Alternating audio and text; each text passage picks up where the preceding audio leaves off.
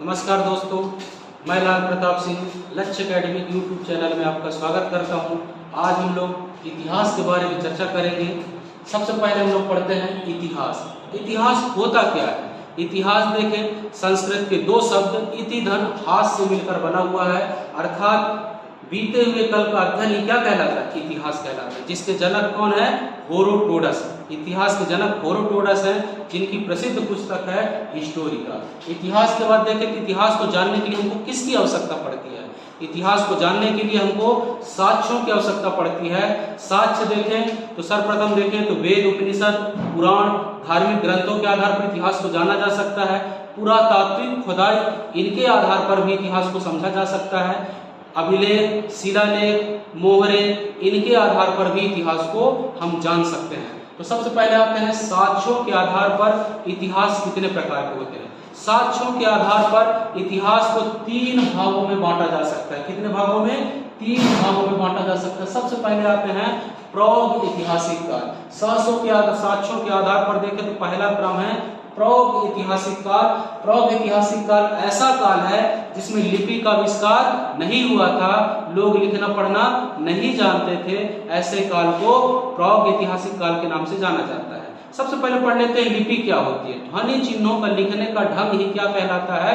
लिपि कहलाता है। जैसे हिंदी की देवनागरी लिपि, हमारी लिपि है ना देवनागरी लिपि, उसी प्रकार देखें प्रौढ़ ऐतिहासिक काल का उदाहरण है पाषाण काल। इस काल में लोग पढ़ना लिखना नहीं जानते थे, पत्थरों की गुफाओं में रहते थे, पत्थरों की उपयोगिता थी। इस काल को क्या कहा जाता है? प्रौढ़ ऐतिहासिक काल। दूसरा काल होता है आद्य ऐतिहासिक काल। ऐसा काल जिसमें लिपि का आविष्कार हो चुका था, परंतु जो हमारे इतिहासकार है पढ़ने में असमर्थ थे। क्यों पढ़ने में असमर्थ थे? क्योंकि इनकी जो लिपि थी भावात्मक और चित्रात्मक थी। इनको विज्ञान की भाषा में ब्रास्टोफिदन कहा जाता है। क्या कहा जाता है? ब्रास्टोफिदन कहा जाता है। इनका उदाहरण देखें तो सिंधु घाटी सभ्यता। सिंधु घाटी सभ्यता किसका उदाहरण है? आदि ऐतिहासिक काल। आपके एग्जाम में आएगा कि सिंधु घाटी सभ्यता इनमें से किस काल का उदाहरण है? तो सिंधु घाटी सभ्यता आदि ऐतिहासिक काल का उदाहरण है। तीसरा काल देखते हैं ऐतिहासिक काल। ऐतिहासिक काल क्या होता है? ऐसा काल जिसमें लिपि का आविष्कार भी हो चुका था और हमारे इतिहासकार पढ़ने में सामर्थ्य थे। ऐसे काल को कहा जाता है ऐतिहासिक काल। जैसे वैदिक काल, आज भी हम लोग वेद उपनिषद पढ़ते हैं ना, वो किस काल के अंतर्गत आते हैं? ऐतिहासिक काल के अंतर्गत आते हैं। तो सर्वप्रथम हम लोग इतिहास का परिचय पढ़े, दूसरा खंड में साक्ष्यों के आधार पर इतिहास के कालक्रम पढ़े, प्रौढ़ ऐतिहासिक, आद्य ऐतिहासिक, ऐतिहासिक काल। तो इसके बाद हम लोग आते हैं सबसे पहले सिंधु घाटी सभ्यता। सिंधु घाटी सभ्यता देखें तो भारतीय सभ्यता की पहली सभ्यता मानी जाती है। हमारे इतिहास को देखें तो इतिहास के आधार पर तीन खंडों में बांटा गया है: प्राचीन भारत, मध्य भारत, आधुनिक भारत। प्राचीन भारत की शुरुआत होती है सिंधु घाटी सभ्यता। तो सभ्यता क्या होती है? जीवन जीने की कला, रहन सहन का ढंग, रीति रिवाज, ये सब क्या कहलाता है? सभ्यता कहलाती है। जैसे हमारी सभ्यता क्या कहलाती है? सिंधु घाटी सभ्यता। सिंधु घाटी सभ्यता क्यों कहलाती है? क्योंकि यह सभ्यता सिंधु नदी के किनारे फली फूली, इसलिए इसको क्या कहा जाता है? सिंधु घाटी सभ्यता। जैसे भारत में सिंधु घाटी सभ्यता थी, उसी के समकालीन भारत के बाहर तीन सभ्यताओं को उदय हुआ था। जैसे चीन की वांग हो सभ्यता। चीन की सभ्यता को क्या कहते हैं? वांग हो सभ्यता, जो कि पीली नदी के किनारे स्थित थी। इराक की देखें तो मेसोपोटामिया सभ्यता, जो कि दजला और फरात नदी के किनारे स्थित थी। और मिस्र की सुमेर सभ्यता, जो कि नील नदी के किनारे स्थित थी। तो भारत की सभ्यताओं के समकालीन तीन अन्य सभ्यताएं थी: चीन की सभ्यता, इराक की सभ्यता और मिस्र की सभ्यता। तो हम आ जाते हैं भारत की सभ्यता में। पहला सिंधु घाटी सभ्यता। तो आपको पता हो गया होगा सिंधु घाटी सभ्यता नाम क्यों पड़ा? क्योंकि यह जो सभ्यता थी सिंधु नदी के किनारे फली फूली। इसका काल देख लेते हैं। 2300 से 1750 ईसा पूर्व के काल को क्या कहते हैं? सिंधु घाटी सभ्यता कहा जाता है। इसका इतिहास में वर्णन देखें तो सर्वप्रथम जॉन बकिंघम, जो कि पुरातात्विक महानिदेशक थे, उन्होंने उत्खनन किया, परंतु ज्यादा ध्यान नहीं दिया। फिर सर जॉन मार्शल आए, उनके निर्देशन में सर दयाराम शाही ने इसका अन्वेषण किया, तो पता चला कि एक सभ्यता रही होगी जिसका नाम क्या पड़ा? सिंधु घाटी सभ्यता। इसका आकार देखें त्रिभुजाकार था। कैसा था? त्रिभुजाकार। एग्जाम में आएगा सिंधु घाटी सभ्यता की आकृति कैसी थी? सिंधु घाटी सभ्यता की आकृति त्रिभुजाकार थी। देखें उत्तर में गुमलावर, जो आज का जम्मू कश्मीर क्या कहलाता था, गुमलावर, इसका रेखा देखें तो गुमलावर, दक्षिण में देखें तो दयामाबाद, आज का महाराष्ट्र क्या कहलाता था, दयामाबाद, पूर्व में देखें तो आलमगीर यूपी बिहार, है ना, इसके अलावा पश्चिम में सुरकोटड़ा बलूचिस्तान तक, इतने आकृति में क्या सिंधु घाटी सभ्यता थी। इसका क्षेत्रफल था 12,99,600 वर्ग किलोमीटर पर फैला हुआ। कितना? 12,99,600 वर्ग किलोमीटर पर फैला हुई आकृति थी। ये सिंधु घाटी सभ्यता थी।